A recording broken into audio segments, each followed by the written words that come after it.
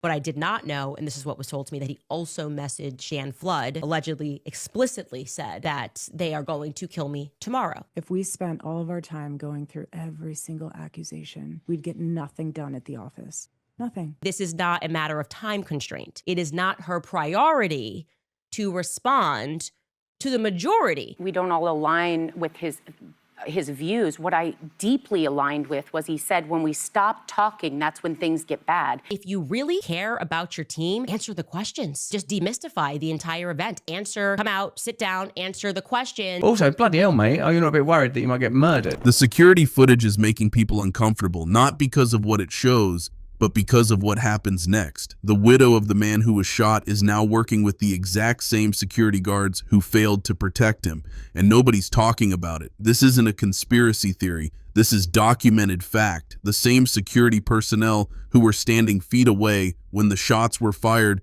are now protecting the victim's widow. But instead of demanding answers from them, she's attacking anyone who asks questions about what happened that day. Let me walk you through what we know. On September 10th, a high-profile figure was shot while surrounded by professional security. The guards were experienced, trained, and positioned perfectly, yet somehow they failed to prevent the attack. That's not the strange part. The strange part is what happened afterward. The widow hasn't criticized the security team. She hasn't questioned the event planning. She hasn't challenged the official narrative. Instead, she's directed all her anger at members of the public who are simply asking reasonable questions about obvious security failures. She wants one thing, for everyone to stop asking questions, but the questions keep multiplying. New footage has emerged showing the security team's behavior during the incident. The more people analyze it, the more inconsistencies they find. And at the center of it all is a group of security professionals with connections that seem too convenient to ignore. This Candace Owens, Charlie Kirk's Turning Point USA, and now Erika Kirk herself situation, it is spiraling out of control. Why would you go through this much effort to hide the policy from both the public, the donors, everyone? My husband's team, security teams, friends are somehow, and myself, implicated in his murder. I believe that there are people at Turning Point who are engaged in covering up what happened on that. Don't believe that he was the lone person involved. I don't even think he's the person that killed Charlie Kirk. Let's start with Rick Cutler. On paper, he's the ideal security professional. 6 years of military experience, over 30 years in law enforcement, 22 years in SWAT operations. He retired in 2019 and moved to Guatemala where he trained first responders. Everything checks out. Until you dig deeper, Rick works for United Rescue Alliance, a company partnered with religious organizations that have specific ideological beliefs. He has religious tattoos that match these affiliations. Before that, he worked for a missionary NGO called Iris Relief. These connections alone aren't suspicious, but they become relevant when you consider what happened after the shooting. On September 11th, the day after the incident, Rick's brother posted on social media. He mentioned a brother working for the same private security firm that was protecting the victim that day. Then there's the viral footage showing Rick crouched over the victim immediately after the shooting. In that footage, witnesses claim Rick appears to be smiling at a scene where someone was just shot. The security team wasn't just Rick. Brian Harpole founded Integrity Security Solutions, the company providing security that day. According to sources, Brian attended a high-level military meeting just 2 days before the incident. The information allegedly came from someone in witness protection. If true, the timing is remarkable. The source describes seeing multiple high-ranking military officials at this meeting, the kind of gathering you'd only see at the Pentagon or White House. And Brian Harpole was allegedly there, 48 hours before his security detail failed to protect their client. I wouldn't know how it was planned. Absolutely, I cannot confidently make that statement. I can say confidently that I know they're engaged in the cover-up. This was made invisible on purpose. The only reason we found it is because we were still looking for it over 90 days after he had died. On the cross, our Savior said, "Father, forgive them, for they not know what they do." That man, I forgive him. I could have never forgiven Tyler Robinson for whatever part he played in this. I plan to violate it on the world's behalf. The things I've discovered this past week are enough to burn the house down. Charlie was betrayed by everyone. There's also a contradiction about drone surveillance. Brian reportedly claimed drones were illegal at the venue, but other witnesses state the victim was viewing drone footage on his phone while traveling to the location. Someone's not telling the truth. Were drones monitoring the area or weren't they?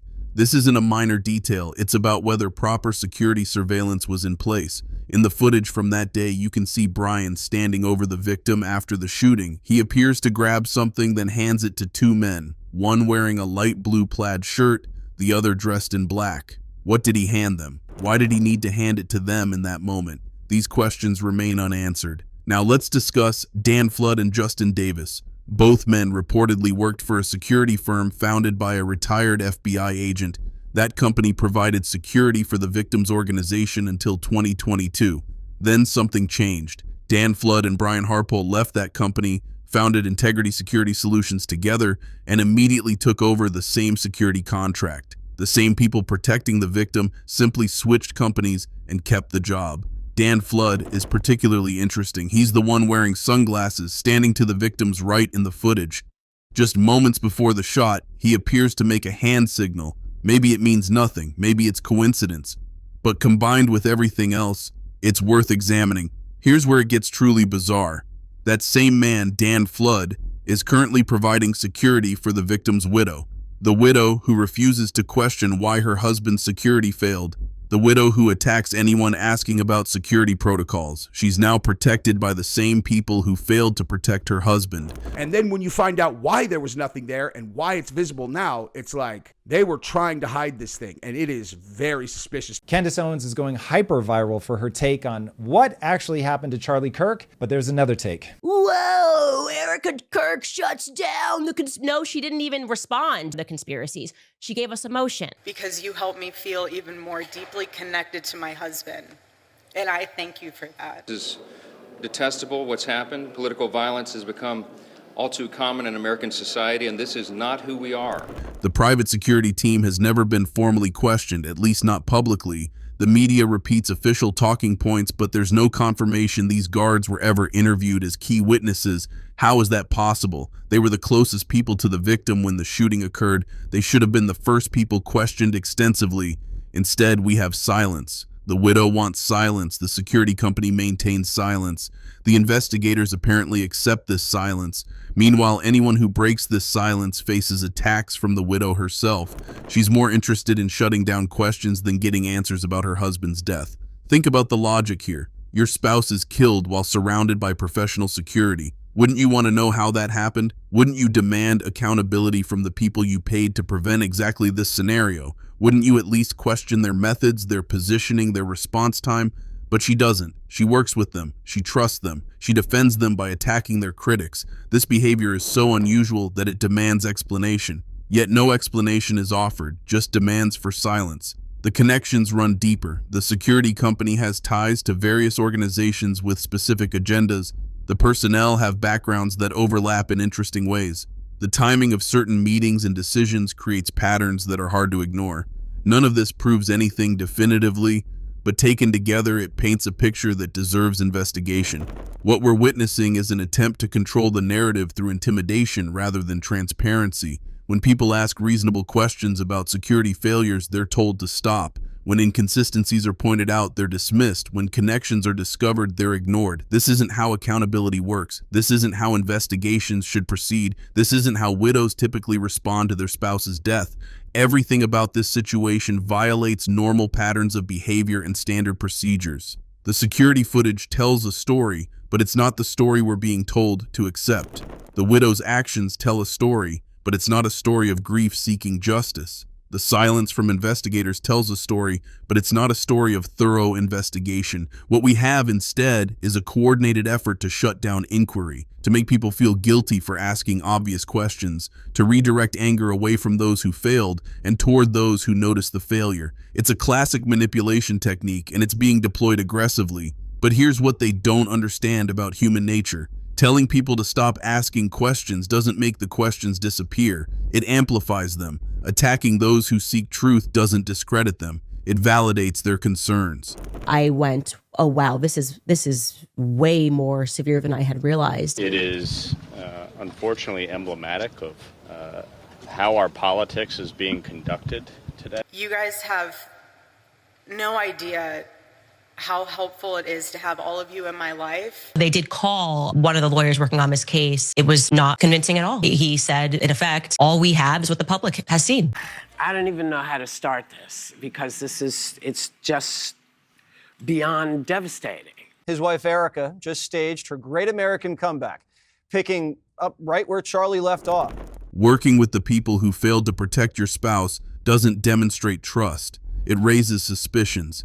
Every action taken to suppress this story has only made it bigger. Every attempt to silence questioners has only made them louder. Every alliance formed with those who should be investigated has only deepened the mystery. So where does this leave us? We have security personnel with questionable connections who've never been properly questioned. We have a widow exhibiting behavior that defies normal patterns of grief and justice seeking. We have investigators who seem uninterested in investigating the most obvious subjects. We have a media that parrots official statements without verification.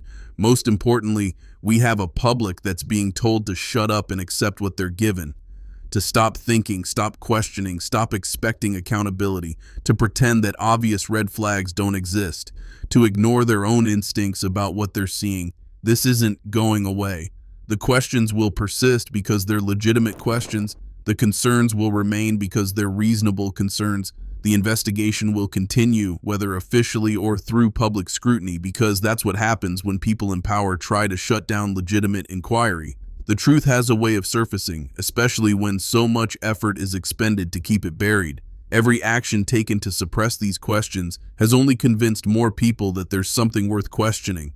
Every alliance formed between people who should be adversaries only highlights how unusual this situation truly is. What happens next depends on whether enough people refuse to be silenced, whether enough voices demand real answers instead of manufactured narratives, whether the pressure for truth exceeds the pressure for silence. History shows us that cover-ups rarely succeed forever. The question is how long this one will last. That's it for today, folks. See you in the next video.